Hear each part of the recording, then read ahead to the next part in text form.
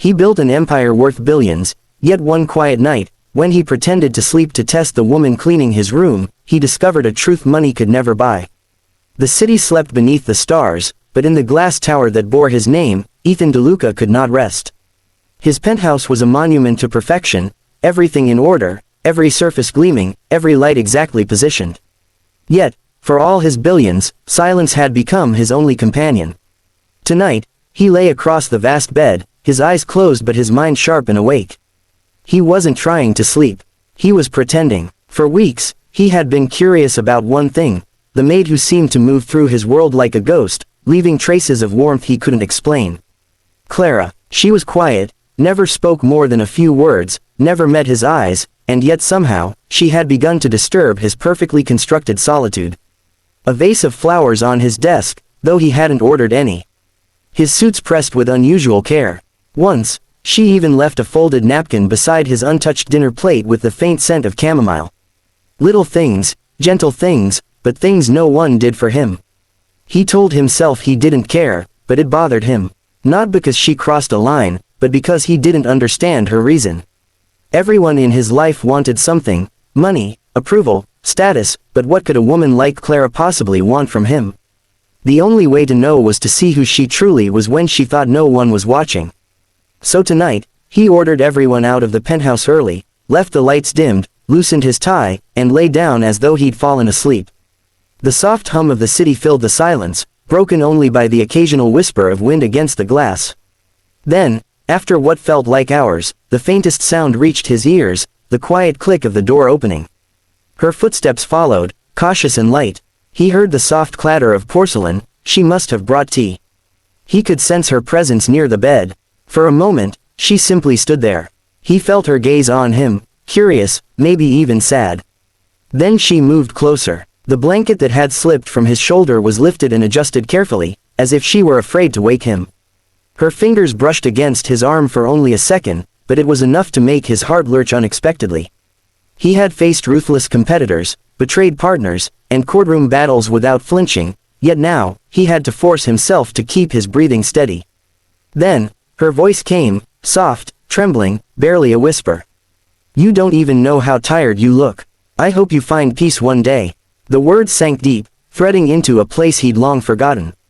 But what came next froze him completely. She took a small, worn photograph from her pocket. Through his half-closed eyes, he saw it, a child's face, a little boy smiling weakly from a hospital bed. "You remind me of him," she whispered, her voice breaking. Strong on the outside, breaking inside. She placed a folded note beneath his phone, gave one last look, and slipped out the door. When Ethan finally opened his eyes, the tea was still warm, the note untouched, and for the first time in his life, his chest ached with something money could never fix. Ethan sat up slowly, his pulse still unsteady. The room was silent except for the ticking of the clock on the far wall and the soft patter of rain against the glass. He looked toward the door where she had disappeared only minutes ago. The folded note lay exactly where she had left it, tucked neatly beneath his phone. For a long moment, he simply stared at it.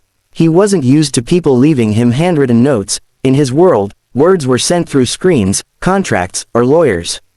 Not like this. Not something fragile and human. He reached for it cautiously, almost afraid of what it might say. The paper was creased and slightly smudged from her hands.